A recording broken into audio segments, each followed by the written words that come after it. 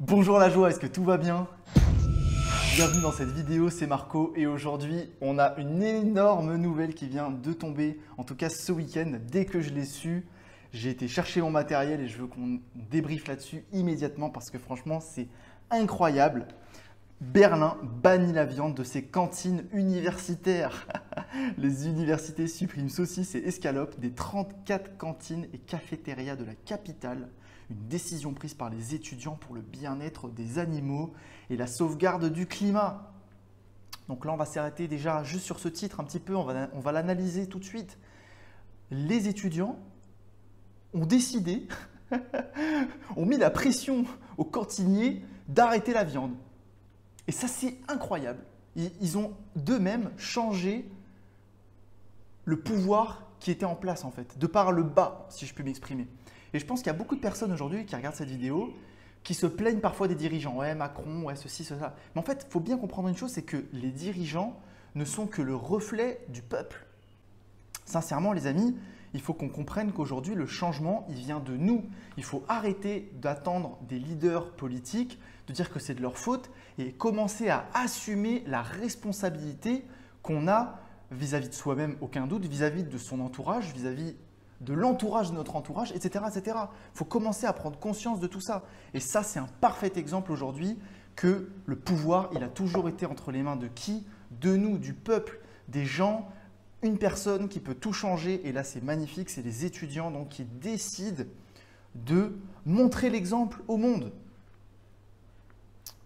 La Mensa, restaurant universitaire, où les étudiants se sont prononcés pour des menus véganes et végétariens.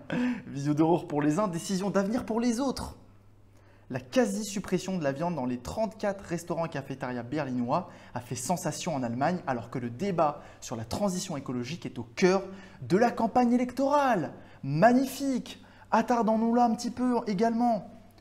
En Allemagne, une des plus grandes communautés véganes au monde, j'ai trouvé un lien sur The Conversation qui explique, voilà, d'après l'association végétarienne allemande VEBU, le pays compte 8 millions de végétariens, soit 10% de la population, et 1,3 million de véganes, soit 1,6% de la population.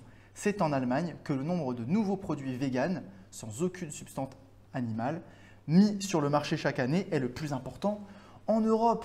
Donc là, on a un des plus grands exemples en matière de végétalisme et de végétarisme, même si j'aime pas trop le mot isme parce que ça renverse vers quelque chose de plutôt extrême, qui prend les devants. Donc là, on va s'attarder un petit peu ici. Un mouvement extrême.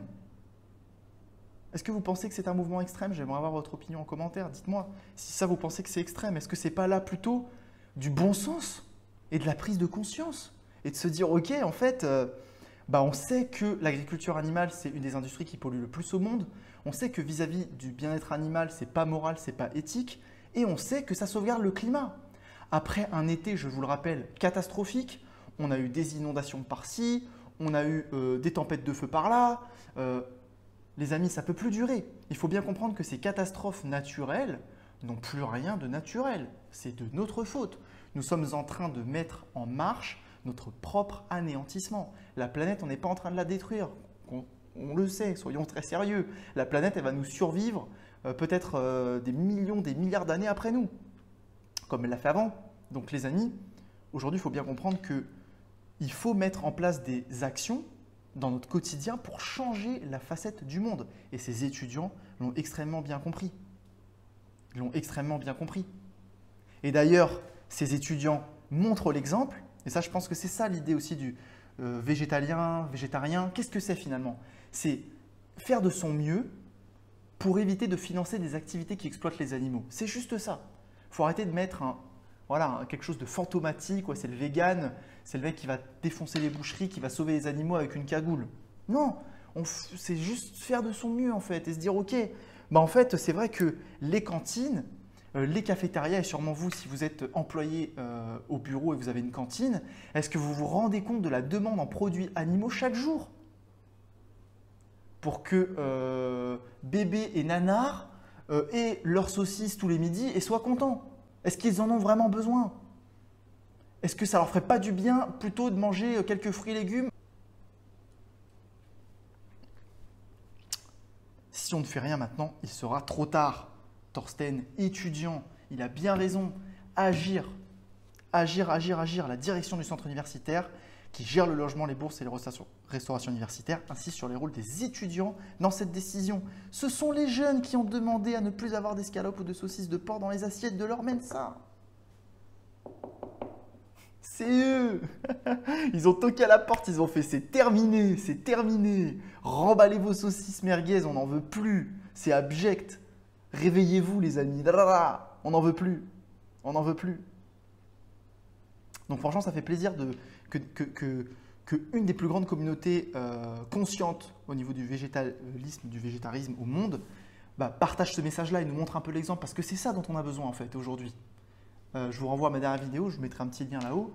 L'idée aujourd'hui, c'est qu'en fait, on a besoin de ces événements-là pour sentir que la cause, elle évolue et que le monde y change. C'est ces petites avancées-là qui font que on retrouve de l'espoir. Franchement, moi, ça me redonne de l'espoir, ça me donne le smile, ça me fait plaisir que là, il y ait tout un camp universitaire qui se dise « Oh les gars, faut qu'on arrête, faut qu'on arrête. Stop, sauvegarde du climat, bien-être animal. Oh !» Et les leaders allemands, ils vont voir ça.